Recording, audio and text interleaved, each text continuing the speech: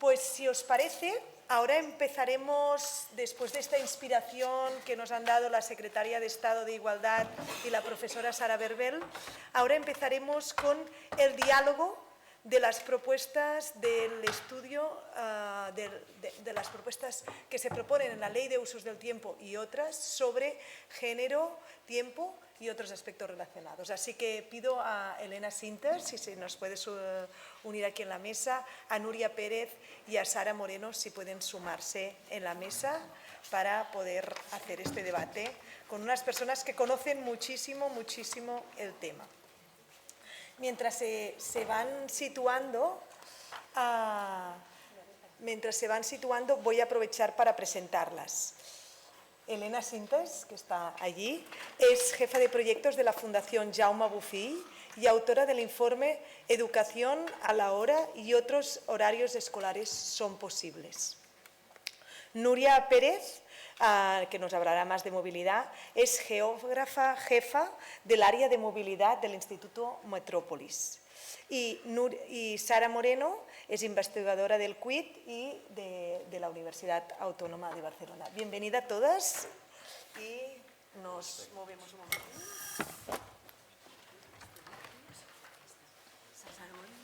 Elena.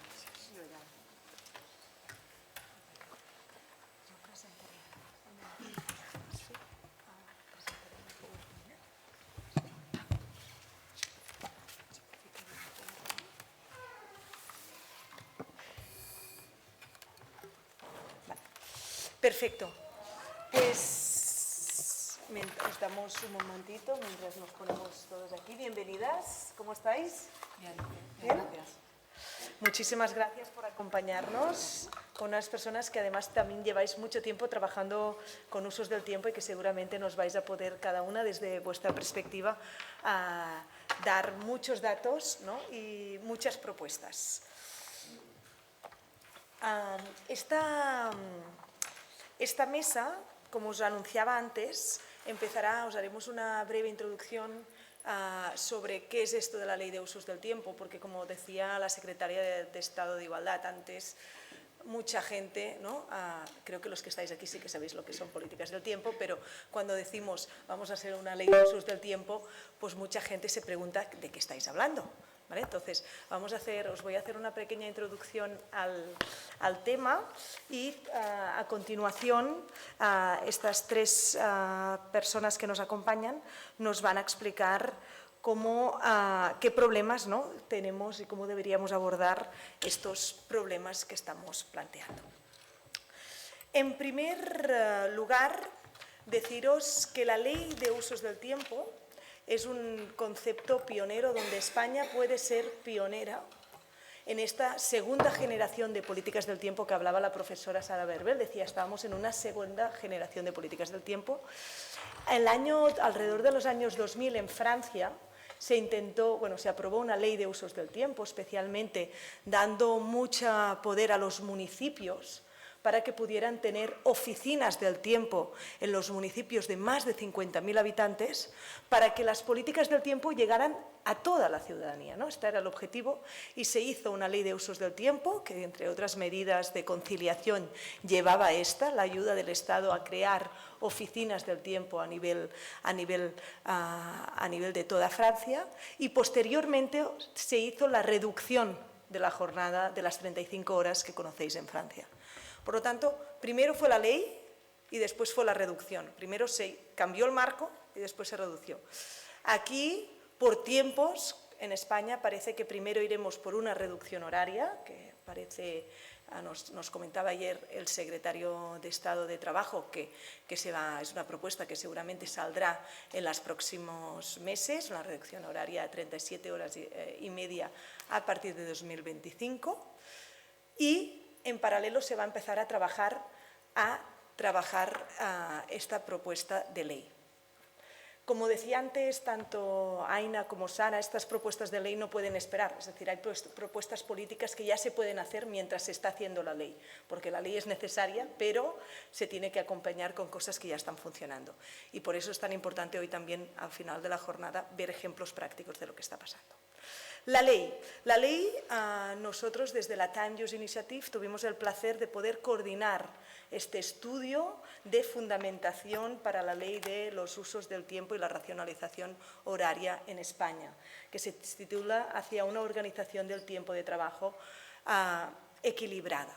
¿no? Esto es el que buscamos, es un concepto que trabaja la OIT, unos horarios más equilibrados. Esto lo presentamos con la vicepresidenta segunda, Yolanda Díaz, en junio de 2023 en Madrid, y ahora este estudio está público para todo el mundo. ¿Vale?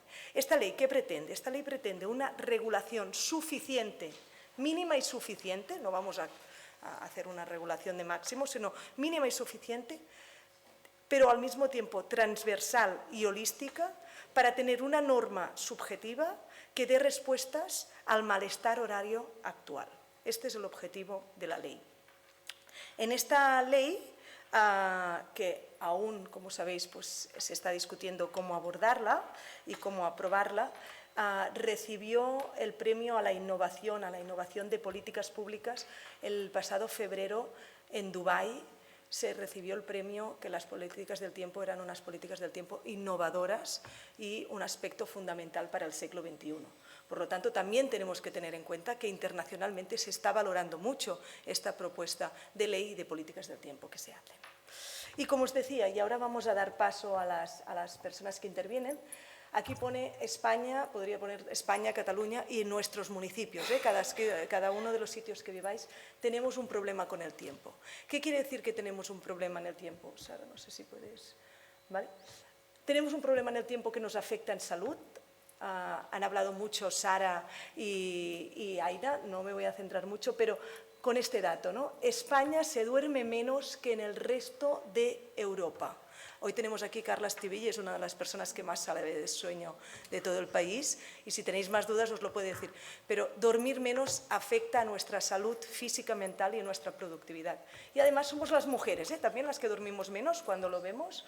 Por lo tanto, un dato importante a nivel de salud. Hay más, no entraré, pero para que lo tengamos claro. Nos afecta a igualdad, que es la siguiente slide, y en la siguiente slide vemos, lo hemos dicho antes, el 35% de las mujeres con hijos tienen pobreza del tiempo en España.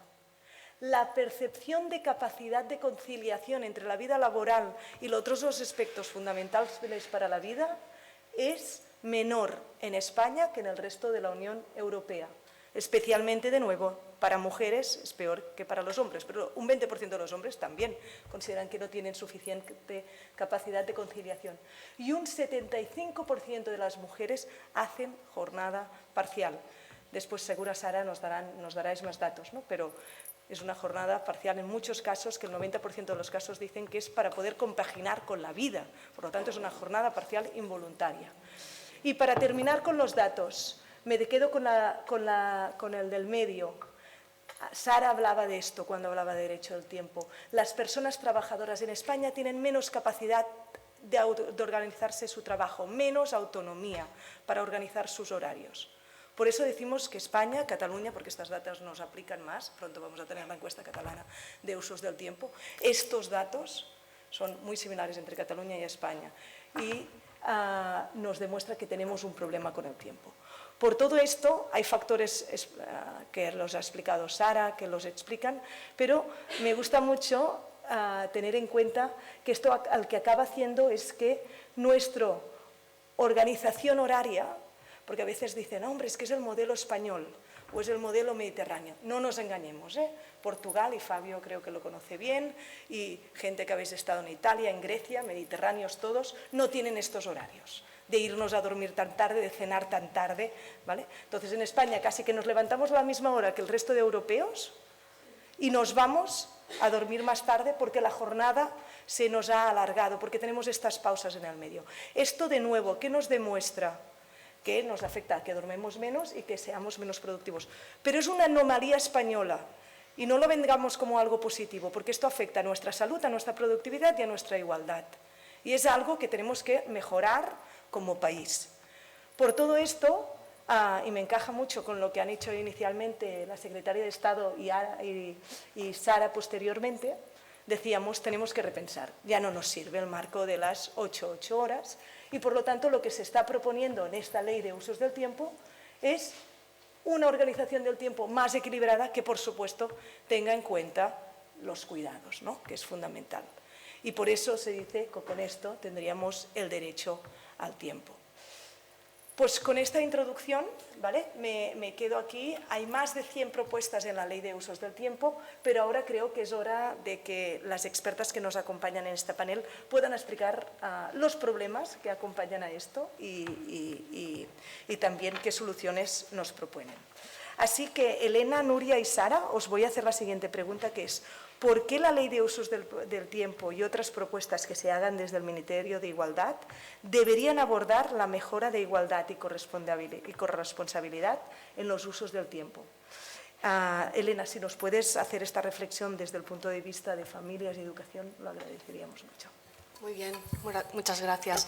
Traía una presentación, no sé si la tenemos disponible, si no tengo un pen para poder... A ver si la podré también seguir desde aquí, si no, si puedo acercar un poquito el ordenador para poder ver. Per poder veure-hi també. Eso crec. Que si no, no veig molt lluny. Hi ha un mando, Sara, diria? Me'l pots apropar una miqueta a l'ordinador? No? Deu ser aquí. Potser que allà. Si no sabem ara. Bé, potser no.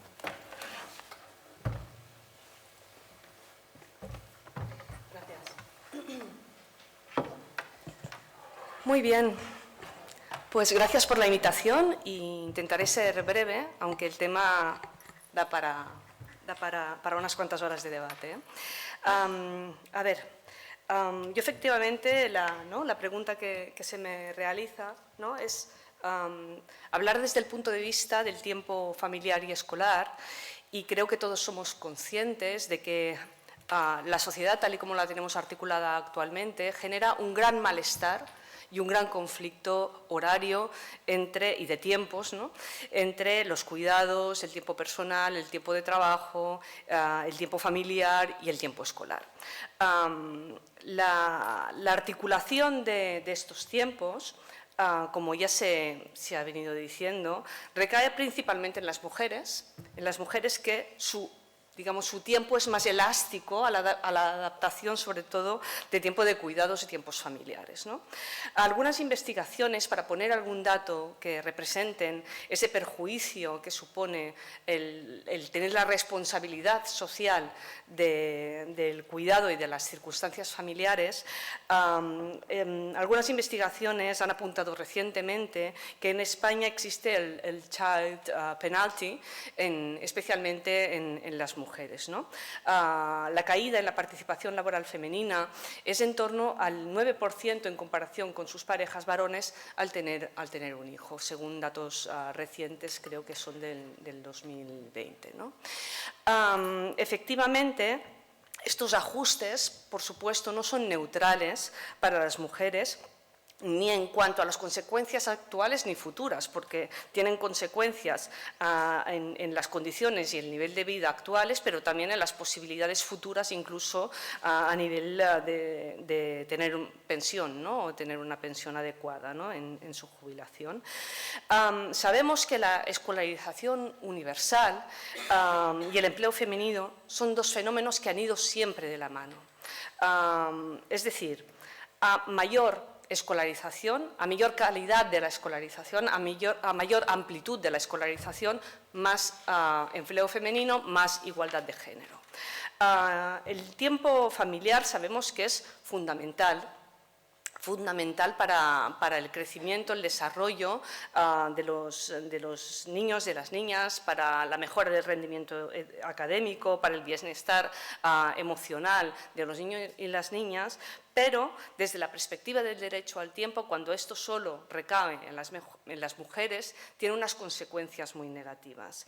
Ahí, por ejemplo, tenemos diversos países que han desarrollado proyectos, de los que voy a hablar después, en las que hay una ampliación de este derecho universal a la educación y a la escolarización, que va dirigido por un lado, a las mejoras educativas, las mejoras en las igualdades de oportunidades de los niños y las niñas y, a su vez, al incremento del empleo femenino. Un ejemplo es Alemania, que después también lo voy a desarrollar un poquito. Alemania ha sido uno de los países que ha apostado más por una extensión de su jornada escolar, que era una jornada escolar muy reducida, matinal, que finalizaba hacia las 12 aproximadamente del mediodía y que obligaba a que muchas mujeres tuvieran que estar en casa para atender a los niños en ese momento, ¿no? Por tanto, con jornadas reducidas o con jornadas directamente que ni tan solo podían realizar, ¿no? A partir de los años 2000 aproximadamente empezaron un programa que ha conseguido poco a poco ir incrementando la participación laboral de las madres. En estos momentos está contabilizado en un incremento de 5 puntos porcentuales, ¿no? Bien. ¿Qué pasa en España? En España tenemos una gran contradicción.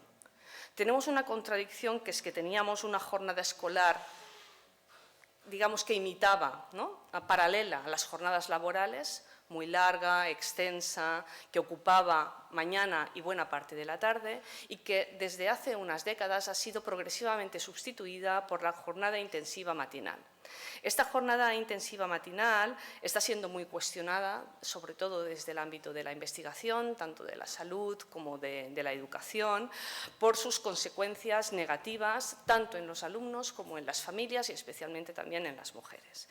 En el caso del impacto negativo en los alumnos no me voy a extender, hay muchísima literatura que recoge las consecuencias que tiene esta jornada en el cierre de los centros educativos por las tardes, muchas veces incluso la desaparición del servicio del comedor escolar, de la oferta de actividades extraescolares. Eso supone una pérdida de oportunidades y un incremento de las desigualdades tanto educativas como sociales. Supone también una carga lectiva muy intensa, son 5 o 6 horas seguidas de clases sin prácticamente descansos y, por tanto, a nivel incluso, ¿no?, de ritmo y de adecuación con los ritmos circadianos y, por tanto, en consecuencias en la salud y en la salud mental es nefasto y supone que el almuerzo, la hora de la comida, se realice en una hora muy tardía, en un horario que es insólito a nivel internacional. En ningún país envían a sus niños, a sus niñas, a sus adolescentes a comer a partir de las 2, 3 e incluso 4 de la tarde, ¿no? Por tanto, ahí tenemos un problema en este tipo de jornada que además también se ha visto, ¿no?, consecuencias negativas en el rendimiento educativo, ¿no? Por otro lado, también decía, tiene consecuencias en las familias, ¿no? La compactación de la jornada escolar sin prever estos servicios de apoyo. Quiero insistir especialmente en el tema del comedor escolar. El comedor escolar es una palanca básica para la lucha contra la pobreza. Recordemos que estamos en un país con un 30% de pobreza, de riesgo de pobreza infantil, por tanto, un espacio, ¿no?, que da una seguridad en la alimentación saludable, en el desarrollo de hábitos saludables, en la participación, socialización y la adecuación, ¿no?, de un espacio educativo protegido, lejos, ¿no?, de las pantallas, lejos del sedentarismo, lejos de la soledad que pueden tener niños y niñas por la tarde, ¿no?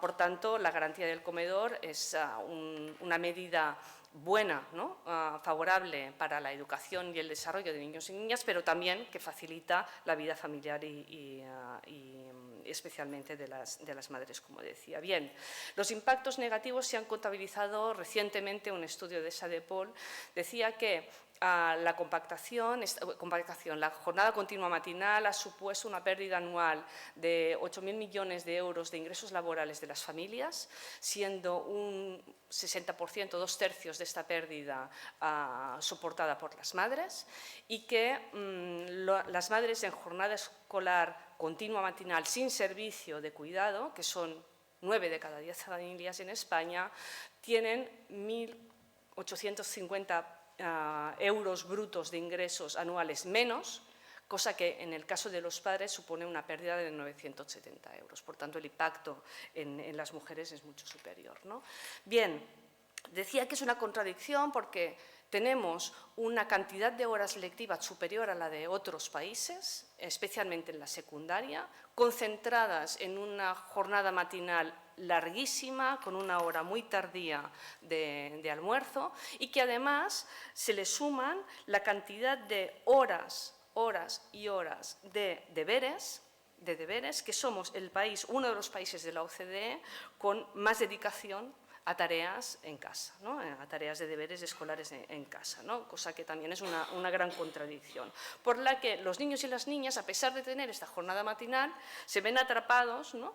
en una jornada educativa en la que seguramente, y así lo indican algunos estudios, valoran que su cantidad de tiempo libre disponible es muy escaso, y la mitad de los niños y las niñas están declarando que están totalmente insatisfechos con su disponibilidad de tiempo, ¿no? Bien, por tanto, en resumen, para ir ya acabando, la jornada continua matinal está en retroceso a nivel internacional. Era una jornada que era habitual en los países del centro de Europa, Alemania, Austria, que la están sustituyendo por jornadas completas que significa que terminan la jornada escolar a primera hora de la tarde, a las 3, a las 4, pero con una jornada algo más laxa, con descansos, con almuerzo, con la incorporación de actividades de ocio educativo, extraescolares. Y tenemos muchos ejemplos, después voy a hablar también de Portugal, de países que han incorporado, es decir, han sustituido el modelo de jornada matinal por modelos de tiempo completo que mejoran, y ya hay evidencias, el rendimiento educativo, la igualdad de oportunidades, la salud, el bienestar, el alumnado, y que son modelos más equilibrados también en cuanto a la conciliación de la vida familiar y contribuyen a la igualdad de género. Yo lo dejaría aquí porque después ya pasaría a explicaros cuáles son estas medidas, cómo han desarrollado estas reformas y qué medidas nos parece que podría ser interesante incorporar y que de hecho están incorporadas en el estudio para aquí implantar en España. Muchas gracias. Muchas gracias, Elena. Muchísimas gracias, Elena, y además perfectamente explicado y además en tiempo, así que excelente. Seguimos con Nuria Pérez, una perspectiva desde movilidad. Como hemos comentado antes, Nuria Pérez es especialista en el Instituto de Movilidad Urbana. Muy bien.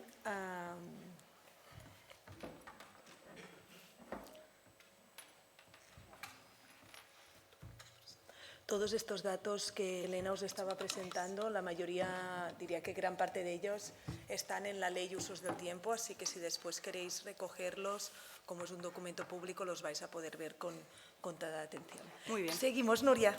Vale, muchas gracias por la invitación. Muy contenta de estar al lado de Sara y de Elena, que son dos referentes en este tema. Y además un gozo, ¿no?, ser todas mujeres, que en tema de transporte, antes lo comentábamos, y movilidad, es como muy extraño, ¿no?, ser todo mujeres. Bueno, voy a hacer un poquito la relación de las políticas de tiempo con la movilidad y el transporte.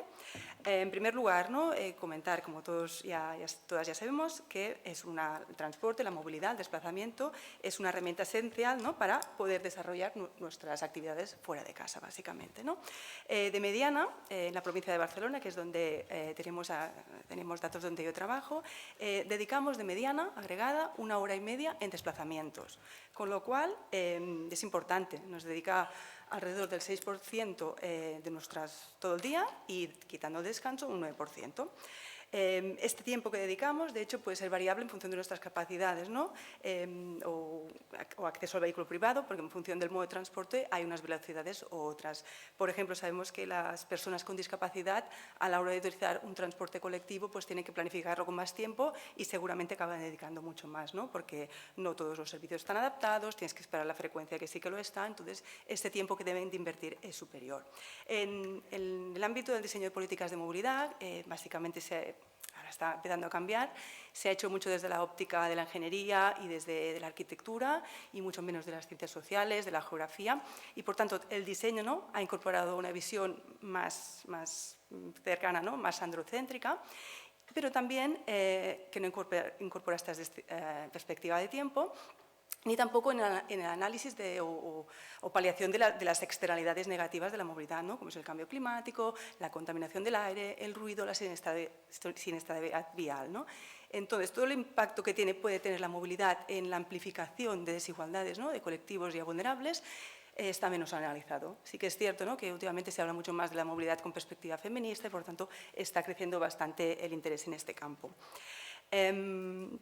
Yo os pondré algunos datos desde la perspectiva de Barcelona, de la conurbación sobre todo, la región, y que puede ser bastante distinto en función del territorio, ¿no? Y por tanto, ser conscientes que también hay realidades de países más pobres o también ricos, donde el transporte público o la caminabilidad del espacio público es mucho menor que la nuestra, ¿no? Por tanto, aquí los tiempos sí que son muy complicados en determinados entornos. Por tanto, ponerlos en contexto yo creo que es interesante también. A lo largo de la historia, aquí os he puesto un gráfico de una encuesta que se hace en el Reino Unido, que tiene series de los años 70. Básicamente lo que hemos querido, ¿no?, querer y alcanzar realmente, recorrer cada vez más distancia y más rápido. Por tanto, intentar mantener estos tiempos. De hecho, nos hemos querido apropiar, ¿no?, de los espacios, y ¿esto qué ha hecho? Pues consumir más espacio, mecanizar, ¿no?, la movilidad y, por tanto, todo lo que tiene que ver con las externalidades sociales, ambientales sobre todo, ¿no?, la contribución al cambio climático, a la calidad del aire, ¿no? Aquí veis en este gráfico pues cómo desde los años 70 hasta sobre todo principios de los 2000 la distancia recorrida anual pues crece de manera muy significativa y en cambio las horas que dedicamos a la movilidad o el número de viajes creció, pero se mantuvo bastante estable, ¿no? Por tanto, lo que queremos, ¿no?, aumentar este territorio.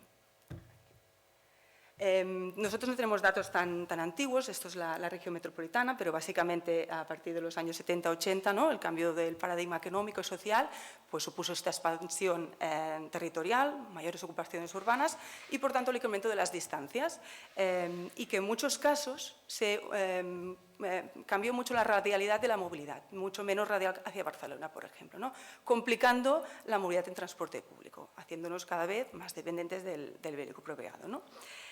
Aquí vemos, por ejemplo, simplemente, ¿no?, la ratio del uso del transporte público en relación al vehículo privado, cada vez menos importante, por tanto, más necesidad de utilizar el vehículo privado, ¿no? Por tanto, las personas que deben utilizarlo, que no pueden acceder a un vehículo privado, se ven más limitadas, ¿no? Aquí os he puesto datos ya más recientes del periodo 2003-2012. Son datos de la encuesta de movilidad en día laborable que elaboramos desde el Instituto y que promueve la Autoridad del Transporte Metropolitano. Nos indica que al menos desde los años 2000 y tal y como se ve también en Gran Bretaña, la distancia tampoco en este periodo ha crecido tantísimo, ¿no? Por tanto, tampoco los tiempos. De hecho, la mediana de los que nosotros observamos en esta franja es alrededor de los 20 minutos de los desplazamientos. Lo que sí que vemos es que herencia, ¿no?, de este proceso que tuvimos de expansión urbana, de necesidad de hacer más movilidad para hacer cualquier actividad, tenemos, por ejemplo, que por trabajo y estudios, sobre el 25 y el 30% de los desplazamientos requieren más de 30 minutos. Por tanto, aquí son a la que desgranas, ¿no?, por perfiles sociales, por género, por situación de renta, ya vemos esta pobreza en el tiempo, ¿no?, que hemos comentado antes.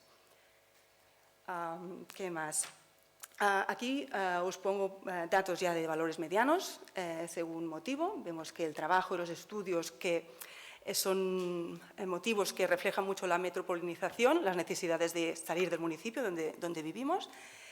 Nos tenemos que dedicar alrededor por desplazamiento entre 26, 27 y 30 minutos, ¿no? Por tanto, mucho más que estas movilidades ineludibles, que son los cuidados, acompañar a los niños a la escuela, las compras cotidianas, o la opcional, ¿no?, más vinculada, por ejemplo, al ocio.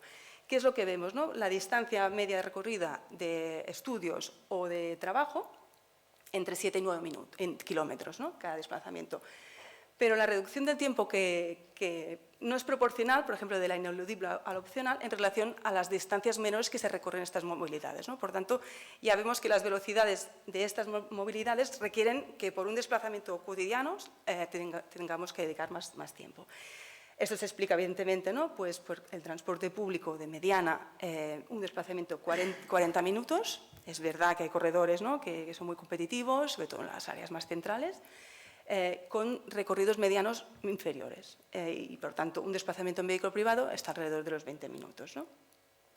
Por tanto, aquellos colectivos que son mucho más captivos de la movilidad peatonal, que somos las mujeres, la movilidad en transporte público, pues en menor acceso al vehículo privado, vinculado sobre todo a los roles dentro de los hogares, cuando solo hay un vehículo, quien lo acaba utilizando es más bien el hombre. Y, por tanto, amplificando, ¿no? estos tiempos que tenemos que invertir ya dentro de los hogares más desiguales, la movilidad nos lo dificulta más. No es que tengamos mucho más tiempo añadido, sino que lo hacemos más lento porque utilizamos modos que no son tan veloces, digamos. Por tanto, ¿esto qué hace? Contribuir a la pobreza en el tiempo. Por tanto, por ejemplo, trabajadores más desregularizados en horarios, hostelería, centros comerciales, la distribución urbana, que esto es un tema muy interesante que ha comentado Sara, y las mujeres, las personas que tenemos que compatibilizar, ¿no? todo el tiempo productivo con el doméstico. Y más allá de esto, no solo en la pobreza del tiempo, sino que la movilidad puede acabar impactando en la pérdida de oportunidades laborales o relaciones sociales u otros aspectos, ¿no? En Francia se hizo una encuesta hace unos años que, a ver si me voy, cara queda en el micrófono. Sí, 2 minutos, Sara. Pues mira, ya casi ya estoy. Que pedía a la población si por cuestión de transporte o movilidad habían rechazado una oferta, un trabajo o una formación, ¿no?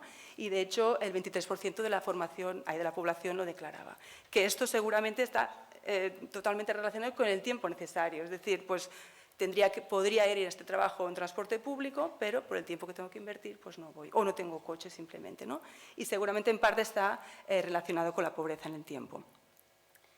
Y yo creo que aquí ya es el siguiente punto, pero bueno, ya me quedo por aquí. Espérate, me voy para atrás, perdónate.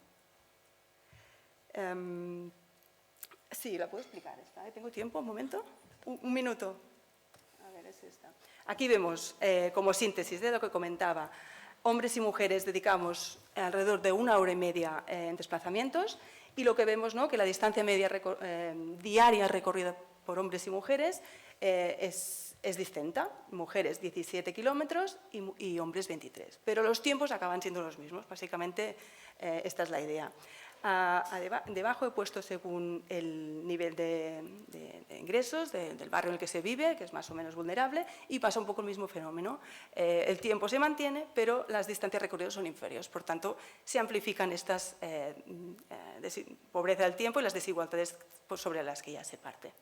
Y ya está. Muchísimas gracias, Núria, para explicarnos esta relación de este uso desigual y cómo nos afecta la pobreza del tiempo también en la movilidad.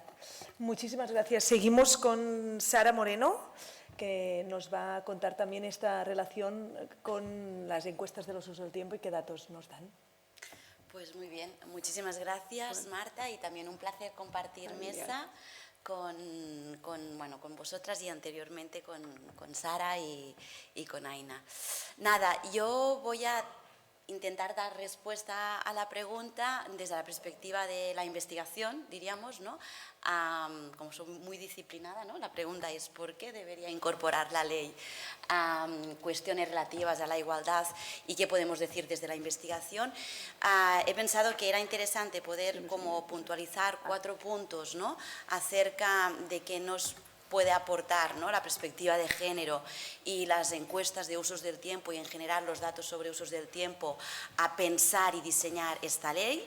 Y, en segundo lugar, a partir de esta premisa de 4 puntos, qué nos dicen las estadísticas y qué nos dicen los estudios. Entonces, hay para mí una primera premisa que es que no se entiende la organización social del tiempo sin la perspectiva de género. La manera con la cual nos organizamos socialmente no la podemos entender al 100% si no incorporamos la perspectiva del género.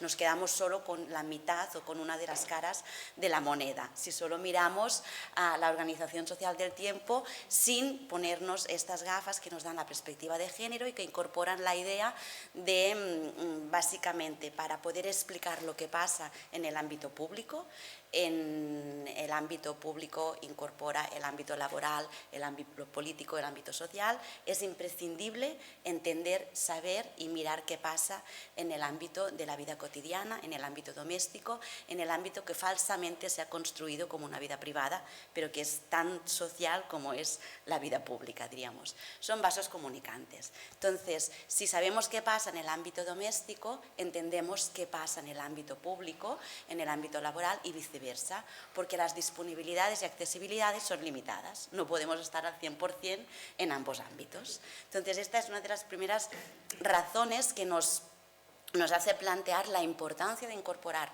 la perspectiva de género en cualquier diseño de política pública, sea a nivel normativo o sea a nivel de programa de intervención a nivel local, relacionado con la organización social de los tiempos. La segunda cuestión es que los usos del tiempo como indicador es uno de los mejores indicadores que tenemos para analizar y visibilizar las desigualdades sociales. Es un excelente indicador de desigualdades sociales, es un excelente espejo de la estructura social. Entonces, nos da una información muy valiosa para el diseño de la política pública, que no la tenemos con todos los indicadores. No solo ya de las desigualdades entre hombres y mujeres, las desigualdades de género, sino que nos permite trabajar la interseccionalidad. Qué situaciones concretas, donde no se suman los ejes de desigualdad, sino se imbrincan entre ellos, producen mayor o peor disponibilidad para usar el tiempo. Con lo cual aquí tenemos otro elemento importante. Hay un tercer elemento que para mí es como muy fundamental, que es que el tiempo por sí solo no es observable. Bueno, podemos observar meteorológicamente si llueve, hace sol, etcétera, ¿vale? Hecha esta broma, el tiempo como categoría analítica no la podemos ver si no la estamos trabajando con alguno otro aspecto. Y este aspecto que mejor nos permite poner de manifiesto y utilizar el valor heurístico del tiempo son las actividades, especialmente el trabajo o los trabajos. Entonces, el tiempo no solo es un magnífico indicador o los usos del tiempo de las desigualdades, sino que también nos permite visibilizar todos los trabajos, los que tradicionalmente, históricamente se han reconocido socialmente, económicamente, pero también aquellos imprescindibles que se han invisibilizado. Y así surgen las estadísticas de usos del tiempo, para hacer visibles todos los trabajos, la cantidad de horas de tiempo que dedicaban las personas al trabajo doméstico y al trabajo de cuidados, imprescindibles pero no reconocidos. Con lo cual, esto es absolutamente imprescindible para poder pensar de qué otra manera nos podemos organizar con el tiempo. Primero tenemos que saber cuánto tiempo estamos dedicando a todas y cada una de las actividades que configuran la vida cotidiana de las personas y que son imprescindibles para el funcionamiento de las sociedades, ¿no? Entonces, esta cuarta premisa es: los usos del tiempo evidencian todos los trabajos, los que tradicionalmente hemos reconocido, pero también los invisibles, y además las desigualdades que conlleva la distribución de los trabajos invisibles.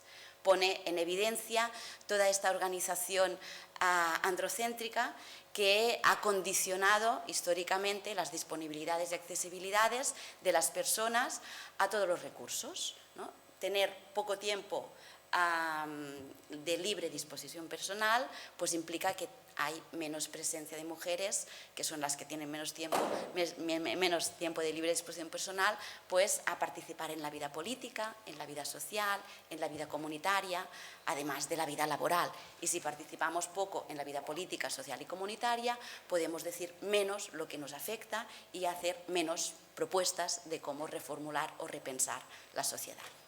Entonces, dicho esto, como para evidenciar la necesidad de incorporar perspectiva de género o temas relativos a la igualdad, a todo lo que es un diseño de una ley de usos del tiempo, ¿qué nos dicen las encuestas o qué nos dice la evidencia empírica?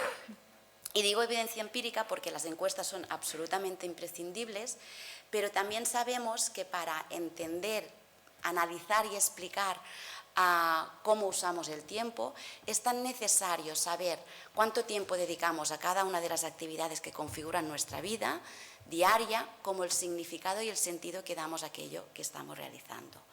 Esto quiere decir que las encuestas de uso del tiempo son absolutamente necesarias e imprescindibles, pero que también es muy necesario complementarlas o hacer una complementación con datos cualitativos, que nos den cuenta del significado y el sentido que damos a aquello que estamos haciendo. Entonces, a partir de esta idea, esta idea nos permite entender, entre otras cosas, como un recurso que en realidad en principio nos iguala. Los días para todas y para todos tienen 24 horas, pocos recursos, ¿no? Funcionan de esta manera, partimos, ¿no? Cada día empieza, en principio, con una igualdad de oportunidades, en principio, que no se da a la práctica. ¿Por qué? Porque las condiciones con las cuales contamos para distribuir estas 24 horas ya difieren en función de muchas circunstancias estructurales, género, edad, clase social, origen, etcétera, etcétera, etcétera, pero también la percepción, ¿no? Y la capacidad de controlar o no estas 24 horas también difiere, ¿no? Por eso la parte de tener datos cualitativos. Entonces, cuando vamos a mirar qué nos dicen las evidencias, en primer lugar, se ha dicho a lo largo de la mañana de manera muy reiterada, hay una desigual distribución de los trabajos domésticos y de cuidados entre hombres y mujeres. Las mujeres participan más en el trabajo doméstico y de cuidados, las mujeres le dedican más tiempo, es decir, hay más mujeres que hacen trabajo doméstico y de cuidados, le dedican más tiempo y asumen una mayor responsabilidad. En contraposición, los hombres participan menos, le dedican menos tiempo que las mujeres y raramente asumen la responsabilidad. Participar y hacer no quiere decir responsabilizarse. Y este dato nos lo da lo cualitativo y es muy importante, porque las encuestas sí que muestran una reducción de la brecha de género a lo largo de los últimos 20-30 años, bueno, una disminución de la brecha, no reducción diríamos, porque en realidad son pequeños cambios, que entre el tiempo que dedican en conjunto los hombres y las mujeres al trabajo doméstico y de cuidados. Pero que hagan no quiere decir que se responsabilicen. Y aquí la importancia, no, pero es muy importante, y aquí la importancia de la lógica de las políticas de corresponsabilidad, porque está muy bien que participen y que hagan, pero no solo es participar y hacer, porque la carga mental o las cuestiones de percepción subjetiva tienen que ver cuando tú asumes la responsabilidad o no la asumes. Los sentimientos de culpabilidad o la obligación moral de los cuidados aparecen si te sientes responsable de aquella actividad. Si haces porque se ha distribuido y ahora me toca, no va a aparecer la obligación moral de los cuidados o el sentimiento de culpabilidad. Entonces, esto es un matiz importante. Los datos nos dicen que hay una... Voy a hablar como de tendencias más que de datos concretos, porque creo que al final se interioriza mejor, ¿no? La tendencia, ¿cuál es? Hay una tendencia a reducir lentamente la brecha que separa el tiempo que los hombres y las mujeres dedican al trabajo de cuidados y al trabajo doméstico, pero especialmente lo que vemos es que en trabajo doméstico la brecha reduce porque las mujeres dedican menos tiempo a las tareas domésticas, no porque los hombres dedican más tiempo. Es decir, se dedica menos tiempo a cocinar, a planchar, bueno, básicamente ya casi no se plancha, generaciones jóvenes que dicen que no tienen ni plancha en casa, tenemos casas menos limpias en comparación a otras generaciones o dedicamos menos tiempo a limpiar. Con lo cual, la reducción de la brecha en trabajo doméstico solo es más porque las mujeres dedican menos tiempo que no porque los hombres dediquen más tiempo. En cuestión de cuidados, los datos de uso del tiempo los tenemos sobre todo cuidados de criaturas, no tanto de cuidados de personas adultas mayores, que es donde está el problema y el reto social y político. Pero en cuidado de criaturas lo que vemos es que tanto hombres como mujeres dedican más tiempo, ¿no?, a lo largo de los últimos años al cuidado de las criaturas. Y aquí se da una fantástica paradoja. Tenemos menos hijos que nunca, menos hijos e hijas que nunca, y le dedicamos más tiempo que nunca. Las maternidades y paternidades intensivas nos dan cuenta de ello, pero no las podemos generalizar, no se dan en todos los colectivos sociales, ¿no? En cambio, decía, es un vacío estadístico el que tenemos con el cuidado que requieren los cuidados de larga duración o las personas adultas dependientes. Y es aquí donde deberíamos poner el esfuerzo y después en la segunda parte ya insistir en ello. No solo es quién participa, el tiempo que le dedica y si asume o no la responsabilidad, sino también qué hace. Y las estadísticas de uso del tiempo nos ponen de manifiesto cómo hay una segregación de las tareas. Hay tareas que son rígidas y cotidianas y que obviamente condicionan mucho la disponibilidad de tiempo para otras facetas de la vida de las personas, y hay tareas en el ámbito doméstico que son flexibles, que son esporádicas y que dan mucho más margen de decidir y de disponer del tiempo. Hay una feminización de las tareas más rígidas, cotidianas e inflexibles y una masculinización de las tareas más flexibles, más esporádicas y que dan más disponibilidad. El limpiar baños, el cocinar, el lavar la ropa, el estar por las criaturas de lunes a jueves implica una rigidez que no implica las reparaciones del hogar, la jardinería o el estar con las criaturas los fines de semana.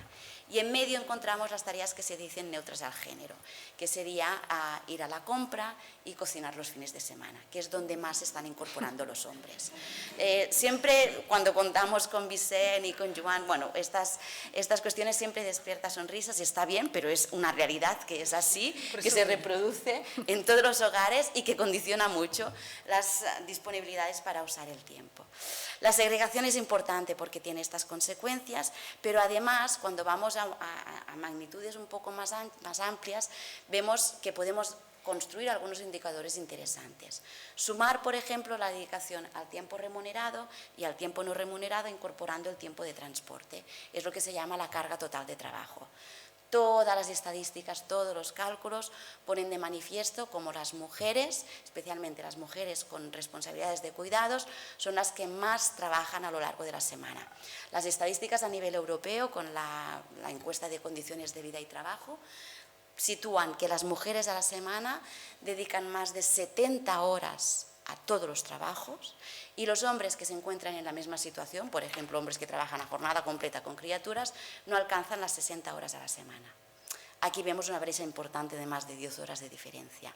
Esta carga total de trabajo es un indicador excelente para poder ver hasta qué punto es necesario incorporar la igualdad en cualquier ley que ponga de manifiesto una voluntad para pensar otra organización social del tiempo. Junto a la carga total de trabajo, la parte más simbólica, ¿un minuto? Vale.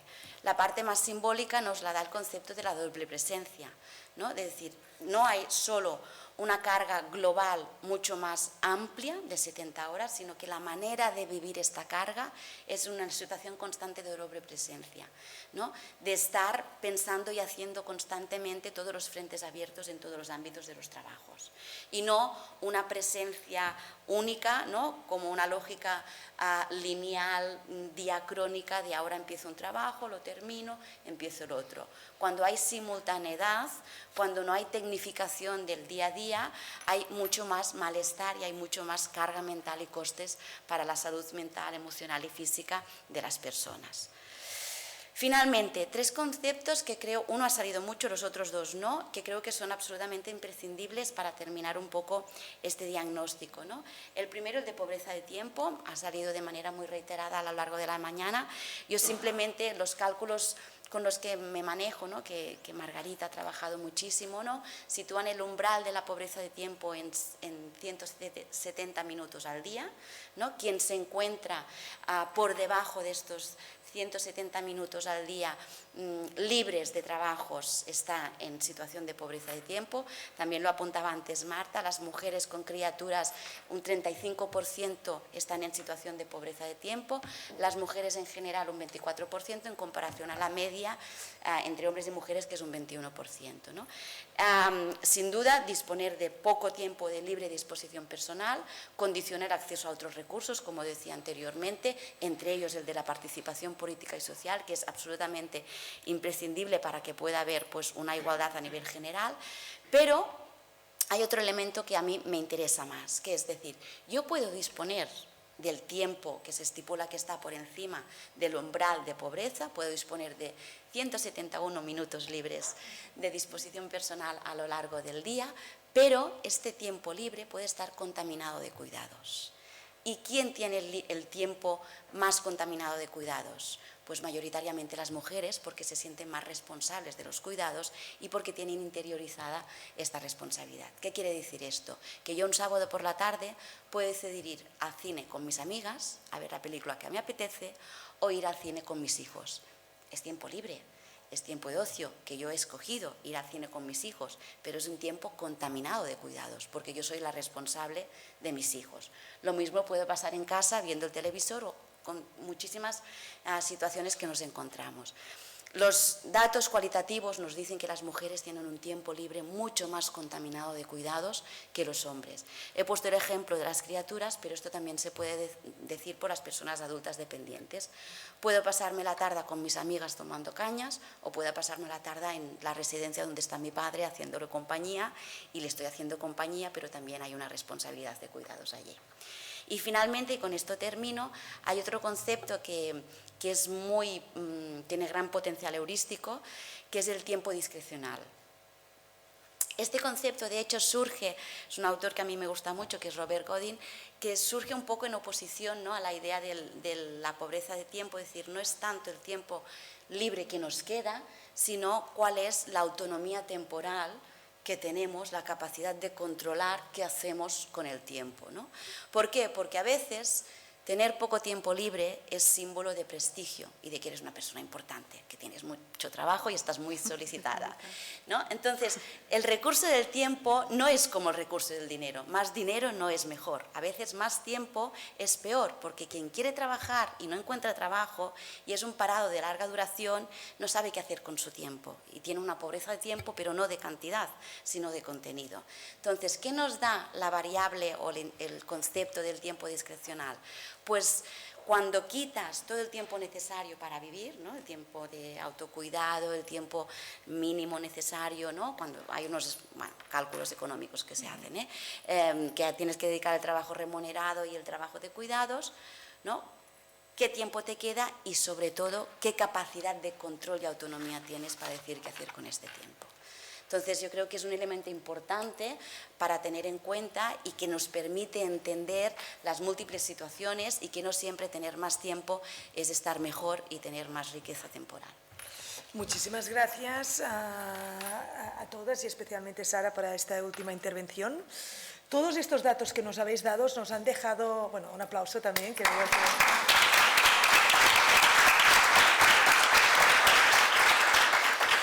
Como decíamos, todos estos datos, tendencias, ¿no?, que nos estabais apuntando indican, ¿no?, una clave relación entre pobreza del tiempo y género.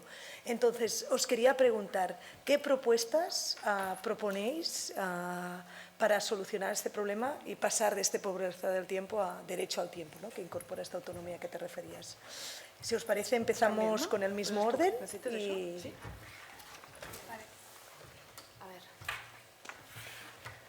Tenemos la presentación.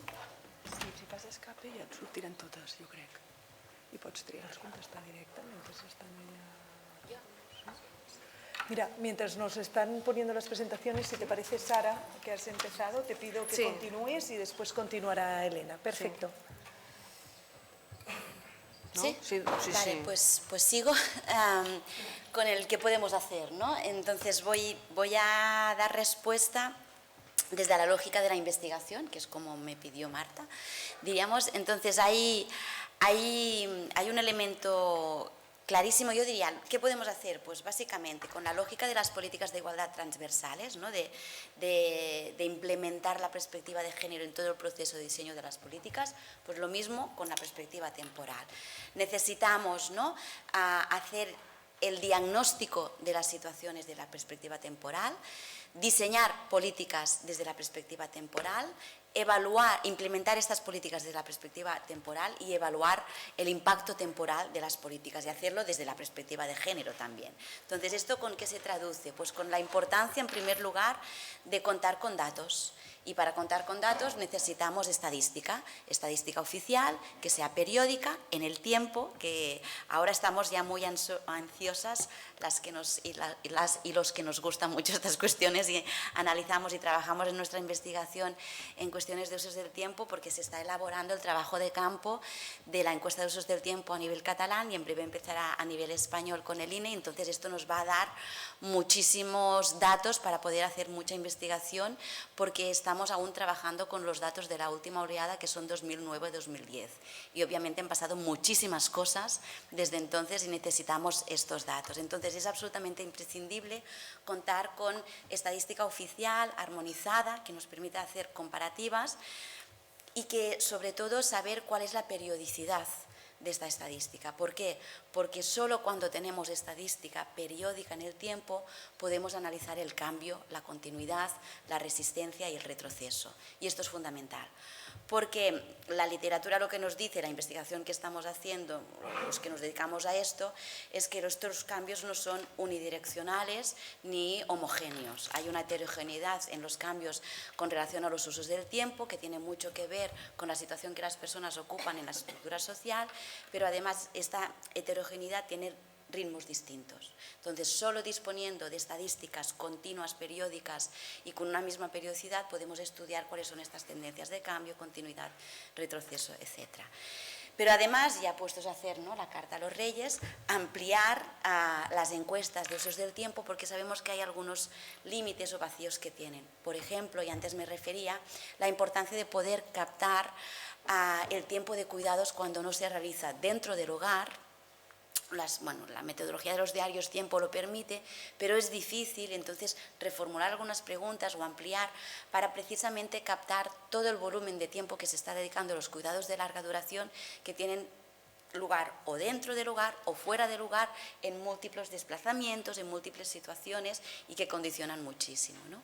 Seguir en esta línea y es absolutamente imprescindible también para hacer estos diagnósticos ya no solo a nivel micro, sino también a nivel macro. Las estadísticas sobre usos del tiempo son la base para hacer los cálculos de las cuentas satélite de trabajo no remunerado, que incluye el trabajo doméstico y de cuidados. Y esto es un dato que yo creo que debería aparecer más en el ámbito público. Pero de mínimos, las últimas, por ejemplo, a nivel catalán, que son con datos del 2015, parten del volumen de horas que dedicamos al trabajo remunerado y no remunerado. Solo os digo que a lo largo de un año al trabajo remunerado se dedican 6.000 millones de horas y al trabajo no remunerado 7.000, con lo cual estamos dedicando bastante más tiempo al trabajo no remunerado, y cuando le ponemos un precio, un valor económico, el PIB en el caso catalán del año 2015 aumentaría 23,5% si incorporásemos a esta contabilización el trabajo no remunerado. Con lo cual esto nos permitiría hacer una organización política absolutamente distinta a la que tenemos actualmente. Es importante contar con estadísticas para hacer estos cálculos y hacer nuevas propuestas políticas. 2 minutos, perfecto. Más cosas. Sí, puestas también a seguir con esta carta a los Reyes, las encuestas de usos del tiempo son encuestas unipersonales, no son encuestas de hogar, y sería muy bueno tener también encuestas de hogar que nos permitiera trabajar con la idea de pareja, ¿no?, o a nivel relacional. Además de hacer pues muestras más amplias que permitieran pues afinar un poco más con los distintos colectivos, con esta idea de la mirada interseccional que decía antes, ¿no?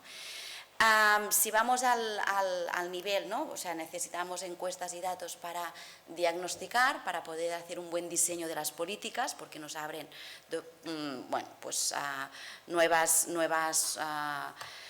nuevas ideas para intervenir, y después necesitamos implementar y evaluar, ¿no? En la implementación hay muchas posibilidades. Yo creo que tanto Elena como Nuria van a desarrollar interesantes propuestas en el ámbito de la movilidad y de la educación, que me parece que son fundamentales, porque se ha focalizado mucho las propuestas de políticas del tiempo en el ámbito laboral, pero es que quizás es mejor estrategia empezar a mover otros ámbitos, ¿no?, y después ver cómo hacemos encajar el laboral. Y así ya por fin cambiamos esta lógica tan productiva, ¿no?, diríamos, que ha manejado la organización de los tiempos.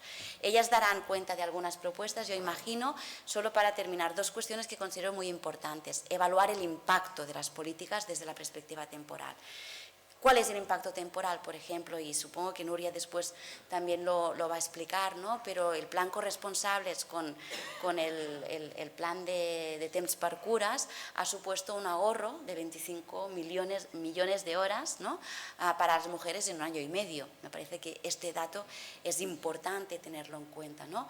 Cuánto ahorro de tiempo suponen servicios, especialmente servicios, no tanto prestaciones, sino servicios, porque es directamente utilizable para las personas, es una ganancia diaria en horas, ¿no? Las prestaciones pueden perderse por el camino a veces, ¿no? Y finalmente, ¿qué diría yo como reto? Como reto ya más allá de la investigación, como reto político, y a partir de lo que nos dicen los datos, pues a mí me parece que el horizonte debería ser el hacer compatible los cuidados con el empleo. Actualmente tenemos una organización del tiempo que hace incompatible cuando hay una carga, una responsabilidad de cuidados importante, especialmente de adultos dependientes de larga duración, lo hace incompatible con el empleo. Bien lo hace parcialmente incompatible, bien lo hace temporalmente incompatible, bien lo hace de manera definitiva incompatible, situando en la inactividad laboral las personas que asumen esta responsabilidad.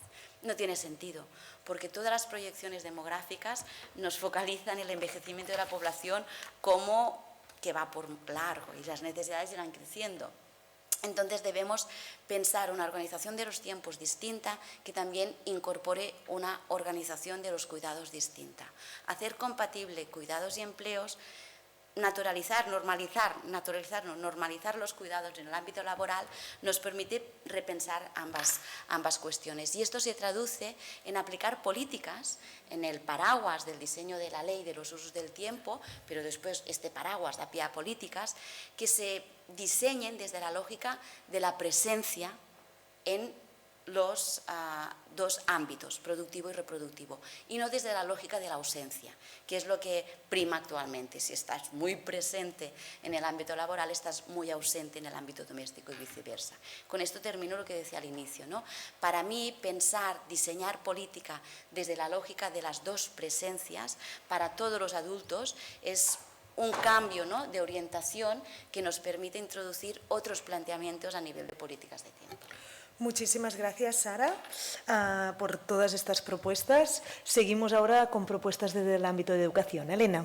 Muy bien, pues gracias. Pues continuando con el argumentario de Sara, creo que precisamente nos encontramos en el ámbito educativo, en la implementación de políticas que se han realizado, en primer lugar, sin tener en cuenta las evidencias, sin tener en cuenta las consecuencias y sin haber evaluado, ¿no?, el impacto de las políticas, tanto, ¿no?, desde la perspectiva de género, como en la perspectiva del tiempo, como en la perspectiva de las desigualdades. Y, por tanto, aquí tenemos un problema importante que se ha causado precisamente por una implementación sin atender a datos, sin atender a literatura, sin atender a prácticas desarrolladas en otros países, ¿no?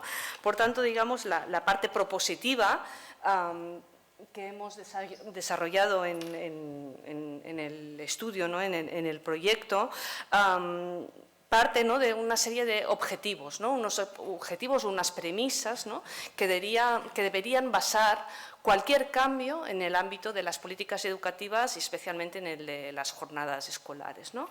En primer lugar, un objetivo que deberían tener cualquier tipo de diseño en jornadas, en el tiempo educativo, debería, por supuesto, buscar una mejora en el rendimiento educativo, especialmente, ¿no?, de la infancia y de la adolescencia, ¿no? Esto conjugado con una mejora también de la salud y el bienestar para los chicos y las chicas, para los adolescentes, para los jóvenes y las jóvenes, pero también para el conjunto de la comunidad educativa y universitaria, ¿no?, para los mayores. Y en eso también se incluye, obviamente, la mejora de la salud y el bienestar para las mujeres, por supuesto, ¿no?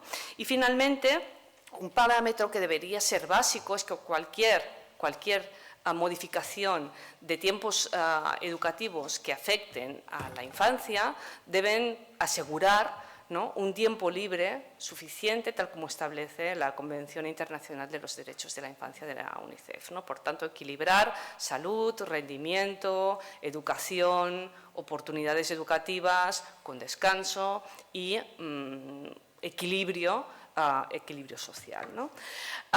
Hemos desarrollado muchísimas propuestas, la lista es bastante extensa. Me limitaré a explicar unas pocas, ¿no? O las 4 que considero que son básicas por lo que se refiere al horario escolar en la fase, digamos, en la parte obligatoria, ¿no? En primaria y en secundaria, que es cuando, digamos, de algún modo aún se requieren, ¿no? Tiempos de cuidado. Aquí me gustaría abogar bastante por la función del cuidado que también tiene la escuela, que también tiene el sector educativo, ¿no?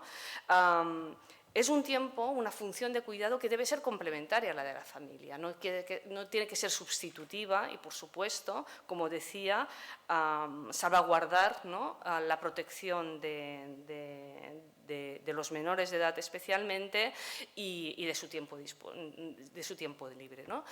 Pero algunas de las medidas que consideramos que deberían ser básicas es, por ejemplo, la ampliación del horario de apertura de los centros educativos para que puedan, ¿no?, de algún modo, tener en este tiempo aquellos servicios necesarios para no solo la mejora del rendimiento educativo, sino también, como decía, de la protección de la alimentación, de los derechos, ¿no?, a la educación en un sentido más amplio, y eso puede desarrollarse a través de la intervención de un equipo pluridisciplinar de educadores, es decir, no se requiere que sean los profesores, los maestros los que cubran este servicio, ¿no? Esto es importante porque no se trata de que los alumnos estén durante todo este tiempo en el recinto escolar o en un entorno educativo, sino que esta apertura sea para, digamos, adecuar la oferta educativa a las distintas necesidades de una sociedad crecientemente diversa, de unas realidades familiares crecientemente diversas, de unas realidades educativas crecientemente diversas. Como espacio público debe, de algún modo, ¿no?, poder ampliar y diversificar y flexibilizar su oferta para acomodar, digamos, las necesidades que puedan tener las familias, ¿no? Es importante que en este tiempo se incluya el tiempo de mediodía, el tiempo para el almuerzo, que, como decía, con la jornada intensiva matinal ha ido desapareciendo, y que ésta se sitúe en una franja horaria saludable, que situábamos entre las 12, las 2 del mediodía, y esto tanto para la primaria como la secundaria. Como decía, estamos obligando a los adolescentes a comer a partir de las 3 de la tarde en un horario, como decía, insólito a nivel internacional y con consecuencias negativas sobre la salud y vinculación. Hay evidencias de vinculación con el incremento, por ejemplo, de la obesidad. Por tanto, en esta jornada deberíamos asegurar que esté este espacio del mediodía incluido, ¿no?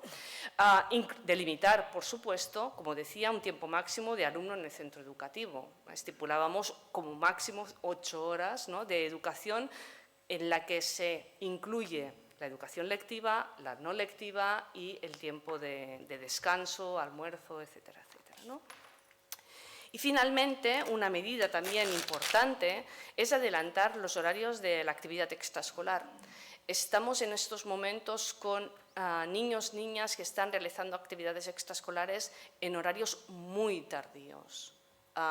¿Cuántos de vosotros no tenéis familiares que están, por ejemplo, realizando entrenamientos deportivos a las 8, a las 9 de la noche, en horarios intempestivos que, por supuesto, tienen consecuencias en la falta de tiempo, por ejemplo, para el descanso y para el sueño, ¿no? Por tanto, en este equilibrio deberíamos incluir también la delimitación, ¿no?, de un horario saludable para las actividades extraescolares, ¿no?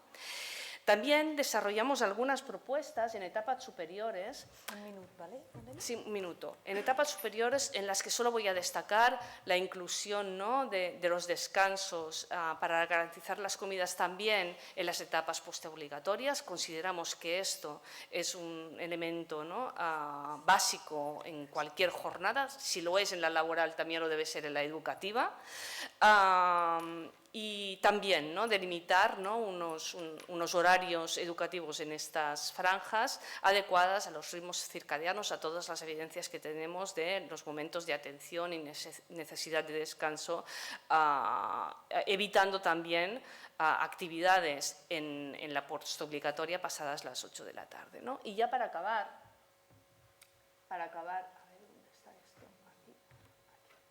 Para acabar, dos ejemplos de cómo ha habido países que precisamente han evolucionado hacia este tipo de modelos. En Alemania, como os explicaba antes, ampliaron su jornada educativa hasta 2 horas más, incluyendo la pausa del mediodía, incluyendo el almuerzo, y 2 horas más complementarias de actividad educativa de extraescolar, en la que en estos momentos un 70% de los centros están ofreciendo este tipo de jornada, viniendo de un modelo de jornada matinal, como os decía, 4 horas exclusivamente, y en la que creo que tenemos los datos, ¿no? A principios de 2000 no llegaban al 20% de centros que ocupaban ya una jornada completa. En Portugal, que es un caso muy interesante, de evolución de una jornada escolar que terminaba a las 3 de la tarde a una jornada que ahora puede alargarse hasta las 5 de la tarde, incluida la actividad extraescolar, es decir, y la realización de las tareas escolares y de los deberes, en la que prácticamente el 100% de los centros educativos la está ofreciendo y cerca del 90% de los niños y las niñas de hasta cuarto de primaria, en este caso, están participando plenamente de este tipo de jornada que finaliza a las 5 con ya toda la actividad educativa hecha, ¿no? Y ya último, el reto, ¿no? ¿Dónde nos deberíamos situar, ¿no? En el debate sobre los tiempos educativos, ¿no? El reto, ¿no? La apuesta por la que deberíamos realmente luchar es por obtener, ¿no? Por tener unos nuevos tiempos educativos que aporten más equidad desde los distintos ejes, más bienestar, especialmente para los niños y las niñas, mejor educación, porque tampoco es que tengamos unos resultados educativos que luzcan excelentemente, y más corresponsabilidad e igualdad. El equilibrio de todas estas variables es posible, las experiencias de otros países nos lo demuestran, se trata de que tengamos, ¿no? La voluntad colectiva de andar hacia ahí. Pues muchas gracias. Muchísimas gracias, Elena. Y a continuación pasamos con Nuria. Cambiando de tema. Desde el ámbito... 5 minutitos, ¿no? Gracias, Nuria. ¿Se escucha bien? Vale. En primer lugar, haciendo referencia a lo que comentaba Sara, los datos, el análisis, la evaluación del impacto de las políticas. En el ámbito de Barcelona tenemos la suerte de contar con esta encuesta que nos da mucha riqueza para hacer este tipo de análisis y otros análisis de la relación entre la desigualdad social y la movilidad. Esto en el resto de Cataluña no lo podemos hacer, no hay una encuesta que integre todo el territorio, por tanto es un tema importante. Entonces, así como simplemente algunas propuestas de movilidad, que ya muchas están recogidas en el documento de soporte para el estudio de la ley de los usos del tiempo. Y en primer lugar, ¿no? Evidentemente, que también ha comentado Sara, la ciudad de los 15 minutos o las regiones de los 45 minutos, la ciudad próxima, ¿no? Debemos diseñar barrios, ciudades, ¿no? Que mezclen usos para poder desarrollar con poco tiempo distintas actividades, con accesibilidad alta al transporte colectivo y con un espacio urbano de calidad, ¿no? Que también nos permita esta movilidad activa en bici o andando, ¿no? Y que promuevan precisamente modelos sostenibles de movilidad. A veces, cuando hablamos de la ciudad de los 15 minutos, nos centramos mucho en las superillas, en el modelo urbano, proyectos de reforma urbana muy concretos en barrios muy concretos, pero yo creo que casi es mucho más importante, ¿no?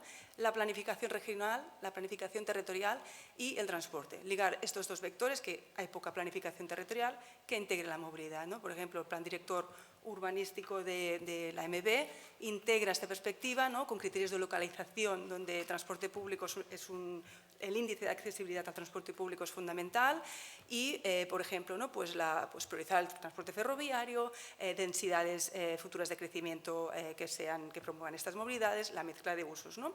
Y luego también el proyecto urbano, ¿no? Que diseñe calles, a lo mejor que sean proyectos nuevos, que a lo mejor no tengamos que poner siempre las dos filas de aparcamiento, ¿no? Que promuevan ya modelos como volver al pasado de la ciudad. Al final es que solo es eso, ¿no? Por tanto, planificación territorial, planeamiento urbanístico y movilidad, ¿no? Más allá del proyecto urbano más concreto. Luego, insistir que bueno, o sea, la población activa ocupada, los usos sociales de los tiempos, ¿no? Son muy complicados y, por tanto, además, ¿no? Una ciudad, unas metrópolis muy interconectadas, la persona que va a poder ir al trabajo o acceder a la universidad, estudios ya no obligatorios, a pie o andando, es una persona es muy afortunada, ¿no? Por tanto, promover este cambio radical de la ciudad de los 15 minutos, pues es muy difícil, no podemos cambiar lo que tenemos, ¿no? Por tanto, planificar y gestionar la movilidad generada en centros de movilidad, con polígonos, centros de trabajo, que tengan una dimensión, ¿no? de trabajadores importantes, porque no solo nos influye dónde vivimos, ¿no? La movilidad con que nos desarrollamos, sino también la destinación. Sabemos que por trabajo, la autocontención, casi siempre tenemos que salir la mitad de las personas de nuestro municipio de residencia y, por tanto, nos vamos a tener que motorizar, ¿no? Por tanto, si el sitio que vamos tiene aparcamiento fácil o es muy inaccesible, nos va a promover un modo u otro, ¿no? Por tanto, el proyecto ya de ley de movilidad sostenible incorpora la obligatoriedad de hacer planes de desplazamientos de empresa para empresas de más de 500, 250 por turno, y en Cataluña hace tiempo que se integra esta dimensión, de hecho la Ley Catalana de Movilidad ya la introducía, así como el Plan de Calidad del Aire. Y aquí está muy bien hacer planes, ¿no? Pero que las administraciones locales tengan recursos para gestionar estos planes, yo creo que es muy importante, la administración local, no solo la regional y la estatal. Y luego, pues, otras políticas importantes como la flexibilización laboral, que impacta también las movilidades, en la descongestión de la hora punta, y luego la gestión del teletrabajo, que también lo hemos comentado. Tenía algún dato así como rápido, pero las personas ocupadas que teletrabajan ganan de mediana 30 minutos al día para hacer otras actividades, ¿no? Lo que sí que vemos, y que Sara esto lo ha analizado muy bien, es que el tiempo que ganan hombres y mujeres es distinto. Vemos que los hombres ganan 35 minutos para sus actividades, las mujeres unos 20. Por tanto, el tiempo que dejamos de hacer para desplazarnos, en parte, seguramente lo utilizamos para estas conciliaciones, ¿no? Por tanto, el teletrabajo, el diseño de la propia política debe incorporar esta mirada de diseño del teletrabajo que incluya la perspectiva de género, ¿no? Que no contribuya más, ¿no? Y también decir que el teletrabajo visibiliza un hecho estructural sobre el cual la movilidad no puede, igual que la gentrificación cuando pacificas una calle, ¿no? Dejar de pacificar calles porque el acceso a la vivienda no existe, pues es un tema que hay que pensarlo bien, ¿no? Es un poco lo que creo que refleja. Tenemos que mejorar el espacio público, pero a veces hay que hacer, el problema no es la movilidad, sino el acceso a la vivienda. Y simplemente, pues evidentemente, mejorar los tiempos de viaje en el transporte colectivo, y pues potenciar el sistema de bus interurbano, que esto en Cataluña tenemos aquí un reto muy importante con la finalización de las concesiones, porque sabemos que el hecho de desplazarnos al trabajo nos impacta en el resto de movilidades, ¿no? Por tanto, en un trabajador, el tiempo de desplazamiento en transporte público te puede decantar muy claramente al vehículo privado. Por tanto, hay que insistir mucho, ¿no? Y sabemos que el transporte público, ¿no?, sea 100% competitivo con el vehículo privado, implicaría un cambio muy, muy radical, de quitar aparcamiento, a carriles buses mucho más amplios, mucho más carril bici. Esto es una transformación muy grande y, por tanto, tenemos que asumir a lo mejor estos tiempos de más que tenemos que asumir en transporte público por el bien de la sostenibilidad del sistema, ¿no? Y, por tanto, hablar también de conceptos de salud, en ir andando al trabajo, de la contribución, ¿no?, a la menor huella en la movilidad por trabajo. Y después ya todo el tema de la movilidad educacional, ¿no?, universidades o la FP, que es muy desigual, la localización, y también es un tema muy importante que la movilidad a los centros de FP puede generar desigualdad también. Pero ya aquí ya no entro y ya está, porque estamos de tiempo mal. Muchísimas gracias, Nuria.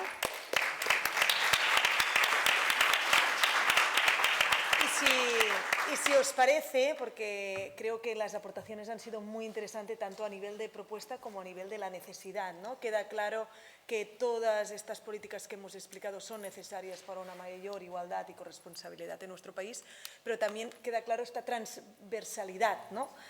Que esto a veces en política es lo más complicado, ¿no? Porque no depende directamente de mi departamento, sino que depende de varios.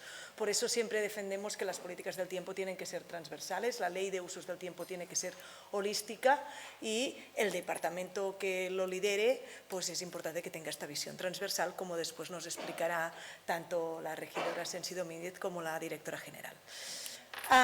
Disculpad por parte nuestra de moderación, vamos un poquito tarde. Entonces, lo que os voy a proponer, porque no vamos a ser los del tiempo, que vayamos a no respetar los descansos. Os he propuesto que hagamos preguntas, pero si las ponentes están de acuerdo, lo que propondría ahora es hacer un breve descanso de 15 minutos. Nos encontramos todos a las 12:35 aquí. Continuarán con los 2 casos prácticos y al final haremos preguntas en global. De esta manera calculo terminar a la 1:15 en lugar de la 1, por si alguien tiene que gestionarse sus tiempos fuera del seminario. Muchísimas gracias y nos vemos a las 12:35. Gracias, Elena, Nuria y Sara.